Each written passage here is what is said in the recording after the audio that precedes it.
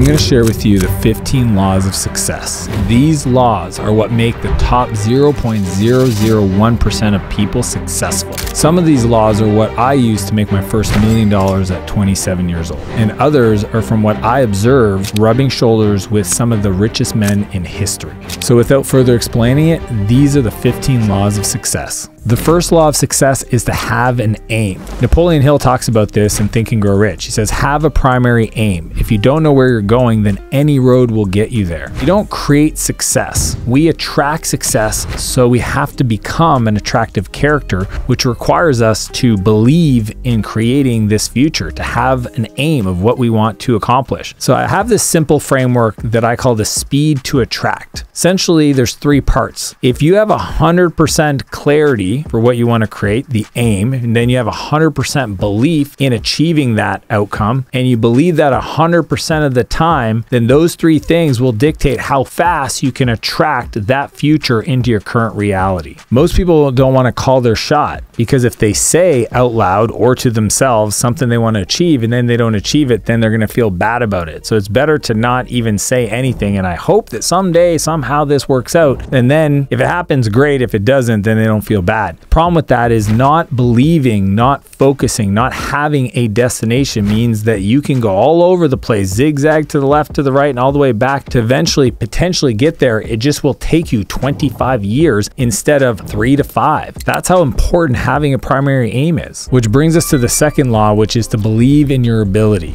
See, I've read over 100+ biographies of some of the wealthiest, most successful people from across history, from the Bezos to the Kobe Bryants to the Bradys to the Elons, and all of them have this ability to hold a crazy vision until it becomes true. See, the way to do it is you have to know where you want to go and believe it by going into that place and being in that energy. Like a character in a movie, if you have a hard time going and visualizing it, just pretend like you're making up this future in your mind and go into that place of achievement after you've gotten there and act as if it's true. Truly close your eyes. See it. Imagine you've already achieved it. How does that feel? If all of a sudden you woke up and you looked at your bank account and there's $20 million in there, taxes already paid, and you don't owe it back to anybody, how would you feel? Think about it. Look at yourself in that situation, looking at your phone, $20 million in your bank account. Look at it from different angles. See, sometimes it's not just about you in the first person. Go and imagine there's a camera in the room watching you. Imagine that somebody changed the angles. All of a sudden now you're going to pull out your phone fast. You're going to pull it out slow. I really want you to be in that space. Play some music in the background. What music would be playing when you're checking your bank account? What would the level of detail look like? Can you tell me what phone you're looking at your bank account through? It's that level of specificity of reality that you need to be able to visualize to get into the energetic space for you to actually create that belief of it happening. So you'll never achieve a future that you can't first see in the mind. When I learned to skateboard, I saw the kickflip 10,000 times before I ever landed the kickflip. I thought about it in class, I thought about it after school, I thought about it on weekends, thought about it every time I went to attempt it. And it took a really long time to go from trying to click my board on the ground to eventually an ollie to eventually a kickflip and then eventually landing it. It took a lot of visualization, a lot of belief, but it required me to actually close my eyes and see myself doing it. And this is how we create and be successful in life. Which brings us to the third law, which is to have a positive mental attitude. See, most of us are really good at visualizing the negative. If you ask somebody what they want out of life and they're like, I can't really tell you what I want. And I say, well, tell me what you don't want. And they're like, oh, well, I don't want to be poor and I don't want to be fat and I don't want to be lonely and I don't want to be unhappy. It's like, cool. You actually can tell me what you want if you just take the stuff that you don't want and flip it. So here's my belief. I believe that your frequency is what you frequently see. That's why when we look through your lens of life, do you see opportunities? Do you see abundance? Do you see grace? Do you see goodness? Kindness? What do you see when you go out through your day? Or do you see evidence of where everything's wrong? Because the truth is the world is a reflection of who you are, not how the world is. Your frequency is how you will frequently see the rest of the world. For example, I have this philosophy of API, assume positive intent. Somebody cuts me off in traffic, I assume they're in a rush because somebody in their car is having a medical emergency. The reality is that belief is as true as the other belief of somebody saying, oh, they cut me off because they're a ding-dong. Both of them are equally plausible. One keeps me happy and focused on the day. The other one could put me into a tailspin of negative emotions that then pours over into my work and interacting with my team. Which brings us to number 4, which is to be weird. Now I know you're like, what? How does weird help me be successful? Here's the deal. Rich equals weird.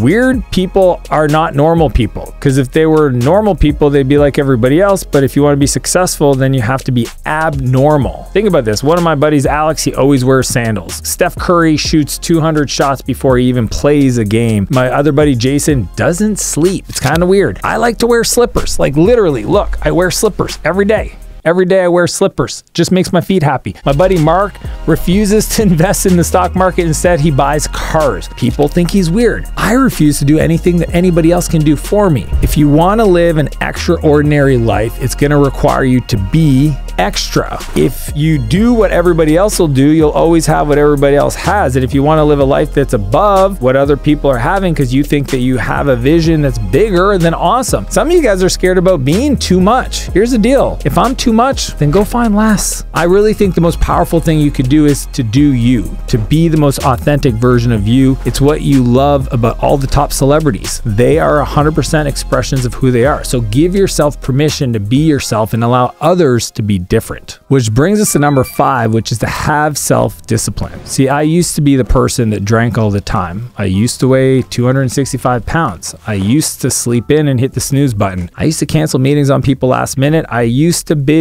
eat all the time to deal with my emotions. I went through all of these challenges so I could eventually become the person who had success. And the way I did that is to have self-discipline, to be consistent, to keep the commitments I made to myself, to build my self-confidence. See, first off, it doesn't matter if you do something consistently for 5 days. If you then go off the rails for 3 days, you won't make any forward movement. We need to have impulse control. We need to be able to say no, even if nobody else is watching. See, your discipline has to match your success as you rise, because if you don't, you'll self-implode. That's why you see a lot of people that get really wealthy and then lose it all, is because their discipline, their consistency didn't match the level of wealth, and then it imploded on themselves. Because here's what I believe. Discipline is the strongest form of self-love you can have. And your anxiety and depression could all be resolved by owning the first 2 hours of your day, by having discipline about how you show up, how you focus, how you take care of the big rocks starting off your day, build that win, build that success, build that momentum. It will change your life. Which brings us to number 6, which is either you win or you learn. Nelson Mandela spent 20 years in prison, and when he came out, he famously said that he never loses. He either wins or he learns. See, regardless of the outcome, there's always something to gain from the experience. Setbacks are valuable learning experiences, but you have to make sure that you learn from those mistakes, because if you don't, then you'll keep being presented things, opportunities, people that will show you where you are not free because you didn't learn the first time you experienced that setback or that pain, and the world will keep giving you those same people, the same circumstances. Maybe you've seen people that have relationship problems and they went from somebody that was a brunette and now they're a blonde, and they're like, oh, this person's completely different, and then they experience the exact same thing. It's because they didn't learn from the first experience, and they brought that same process for picking and finding and being in a relationship to the new person, and those same challenges occur. So either you win or you learn, but if you fail and you don't learn, you'll keep repeating those same mistakes. Which brings us to number 7, which is to have relentless tenacity. After I got out of rehab and I got out of all the trouble with the law and all those things, from 17 to 24, I failed. I tried in business. I wanted to be successful. I surrounded myself with people. I tried. I did everything I thought I could do, but I kept failing. But what I didn't do is I didn't stop moving forward. Even in my full distance Ironman, when I was in the heat of it, the pain cave, when I was suffering, when I couldn't even bear anymore, all I would repeat to myself is the next telephone pole. I'm only going to go from this spot to the next telephone pole. And in that moment, I'm going to reconsider if I keep moving forward. And that got me through a full distance Ironman after almost 100 and some mile bike ride and a 3-mile swim. It's crazy, but here's what I've learned. To be relentless, it requires focus. And focus stands for follow one course until successful. Execute, learn, be resilient. Most people are too transient. Most people will just keep swapping from thing to thing, thinking the next thing is the thing that's going to work. When they don't realize the reason this thing didn't work is because they stopped, and then they go start something new. Then they hit that part where it gets hard, and then they stop and they go start new, and they just keep going. I have a friend that's been doing this for 27 years of his life, and he doesn't see it, that when it gets hard, he decides to stop. You have to have resilience. You have to be tenacious. Don't worry about making the right decision. Just worry about making a decision on that course and then making that decision right. Which brings us to number 8, which is to have extreme accountability. What I'm about to share with you, for some of you, it may be a little difficult to hear, but it's only when I took accountability that I started seeing success around the ages of 23, 24. I just learned at that age that I have to focus on the controllables. What are the things that are within my control? There's a bunch of other stuff I won't be able to control, but what are the things that I can decide? I can decide how I respond to what's happening around me. I mean, during COVID, we were training for Ironman and all the races got canceled. And in that moment, I could have just accepted, like most of the racers, that I'm not racing this year, and the 2 years of training will get pushed back to another year potentially in the future. But then I said, you know what? I can't control the government. I can't control what the world and the population or my community wants to do, but I can control how I respond. And I decided I want to race. How do we make this happen? And me and my buddies coordinated with the chip company and a different location, and there was about 4 of us, and we were all compliant, but we ended up running our own full distance Ironman during COVID. One of the few COVID races that ever happened. Now, I know some of you guys are like, that's crazy. And I know 100% accountability will sound absurd. Some people are like, okay, so you're telling me everything that happens to me, I'm responsible for. I'm saying just own it. If you get hit by a car, own the fact that you were walking on the sidewalk when you got hit by the car. Someone rips you off, just own the fact that you decided to be in commerce with that person. If you get your heart broken, just own the fact that you decided to be in a relationship with that person. You don't control those people, but if you can be accountable to how you respond to the situation, then that at least gives you agency. It gives you power. It doesn't lose the opportunity for you to take control of that situation. Which brings us to number 9, which is be impeccable with your word. One of the things that I pride myself on is that if I make a commitment to you, you can 100% guarantee it, take it to the bank. If I say I'm going to speak at your event, or I'm going to show up and do your podcast, or I'm going to meet with you for coffee, I will show up. If it's in the calendar, I do it. But it wasn't always that way. There was a point where I didn't think it was that important to always honor what I say. And what I've learned over the years is that how you are is who you attract. So if you're flaky, you're going to attract other flaky people. So if you can't do it, then say it's a no. Don't say maybe. Just say I can't. Say I'm heads down. Say I'd love to, but I won't be able to do that. Be with integrity with others. My philosophy is I want to live as if everything I say or do is recorded, because it kind of is, and that it could be published on the homepage of a newspaper, or on the homepage of a website, or published on the homepage of YouTube. This is who I am. This is what I say, and I got to stand by that. When you're somebody that shows up and does what they say they're going to do, then you start to build confidence in others. You build confidence in yourself, and people start to trust you. When you're somebody that really honors the language, the words you use, because it's not only what you say to other people, it's what you say to yourself. Be impeccable with choosing language and words to describe your story, your situation, that empowers you, not that pulls you down. I used to do this all the time, where I would talk down to myself. I would beat myself up. Some of you, if you actually heard somebody speaking to your friend the way you speak to yourself, you would punch that person in the face. Yet you allow yourself to have these negative conversations. The impeccable with the word is not only public, but it's internal. That's how we build integrity with ourselves. This brings us to number 10, which is to upgrade our relationships. When I started to see success around the age of 25, I had to look around some of the people in my life at that point and cut a lot of toxic people from my life. These are people that I appreciated and I adored and I loved up until that point, but then I realized that their journey and mine were completely different, and we started drifting ways, and that was tough. But the truth is, I think one of the biggest flexes you could have is a life well lived. Think about this. If you show up in life and you're positive and you're surrounding yourself with other people to support your dreams, then you get to live a life well loved, and great people will want to spend time with you.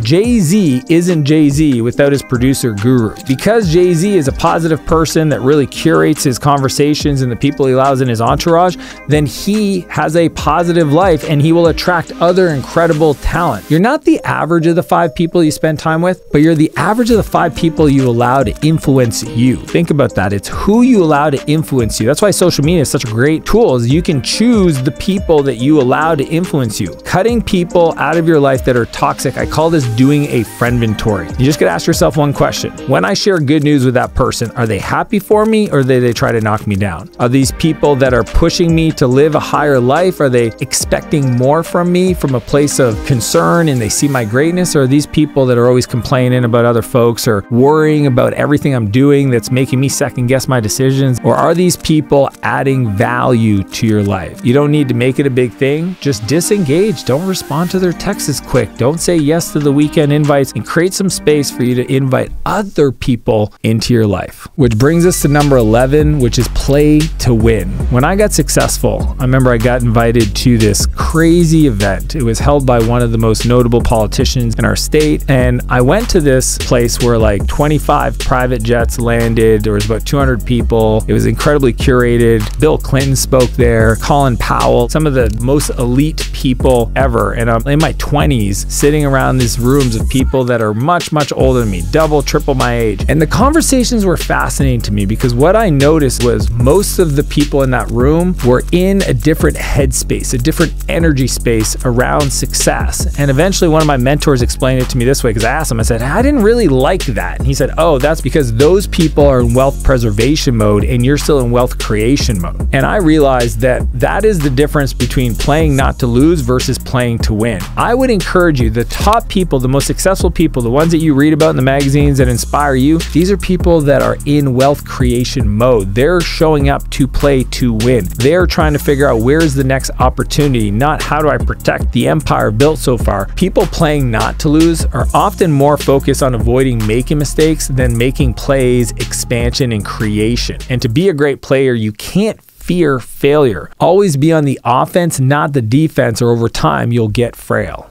This brings us to number 12, which is to express your preferences. See, successful people do this very simple thing. They ask for what they want. The reason most people are struggling to get what they want is because they've never asked for them, whether big or small. See, you never get $1 more than you think you deserve. If you want a raise, you gotta ask for it. If you want money from investors, you gotta ask for it. If you want your steak medium rare and it comes out rare, ask for another one, because even the little things compound. Most people are scared because they don't want to upset somebody. They don't want to inconvenience somebody else. They don't want to put somebody out. They don't want to get anybody to create conflict. Like, they're so scared of disrupting their world or other people or being bothersome that they just decide to not ask for what they want. And some people will live in internal unhappiness when they could have just asked. Which brings us to number 13, which is to prioritize investments. See, broke people make money to buy things. If I gave them an extra $2,000, they would be like, woo, what can I buy with my 2,000 bucks? Where middle class people make money so that they can improve their credit score so they can get loans to buy nicer things and kind of keep up with the Joneses. But wealthy people invest in income generating assets. If I gave them an extra $2,000, they're like, whoa, okay, where can I invest this to turn this into more money into the future? See, 78% of Americans live paycheck to paycheck, which is a scary statistic. They don't invest in the future. They don't delay gratification. They want everything now. They feel entitled. I should have this. Why do other people have nice things and I don't? See, instead of buying a brand new car, ask yourself, what asset could I invest in that could create enough cash flow to buy that car? That's what successful people do. Wealthy people invest in things because they have longer time horizons. See, they look at it in decades, not in days. They're thinking about, okay, if I invest this now, in 10 years, I could live a completely different quality of life. Whereas most people, they haven't set a big vision, a primary aim for what they want to create in the future. So they're just happy with a little bit more today. So they defer the big opportunity for the future for the guaranteed little thing today. Which brings us to number 14, which is to be incompetent. Yep, you heard me right. I had a short go viral where I said, if you want to be rich, be lazy. And if you want to be wealthy, be incompetent. Here's why. You have to consider yourself going from operator to owner in life. You know, if I had a restaurant and the chef quit, I'm not going to jump in the kitchen and start cooking food. I would go find another chef. This means work through people. Be selective where you get yourself involved. See, if you're too smart, if you know too many things, then you'll always be the person that gives people the answers to the test, which means that anytime they run into issues, they're always going to come to you you for the answers, which creates the bottleneck. And the bottleneck is called that because it comes from the top. See, some of the smartest people in the world aren't rich. Think about like the PhD doctorate professor at the university. The reason why is because they don't understand that by being incompetent, selectively choosing to not always have the answers actually empowers the people around them to step up and own the projects. See, I would encourage you to consider focus instead on helping other people get rich and invest in them, train them, teach them, and that's actually how you get freedom. Which brings us to number 15, which is to protect your reputation. At the end of the day, success is all about reach and reputation. Are you known well or well known? Are you somebody that can deliver on your promises, on your commitments, or are you somebody that always flakes? Are you somebody that's world class like Buffett, and because he's one of the best investors in the world, he has that reputation, he gets other people's luck brought to him? Are you somebody that has values that you can communicate and share with other people and you stand by them, and when they're tested, you're consistent and people see that? Do you have integrity? When things go bad and it's your fault, do you step up to try to make it right? Are you somebody that shines your light? At the end of the day, people want to do business with folks they know, like, and trust. And the more people know who you are and like and trust you, the more success you will attract into your life. Those are the 15 laws of success. But if you want to learn how I brainwash myself to success, click the link and I'll see you on the other side.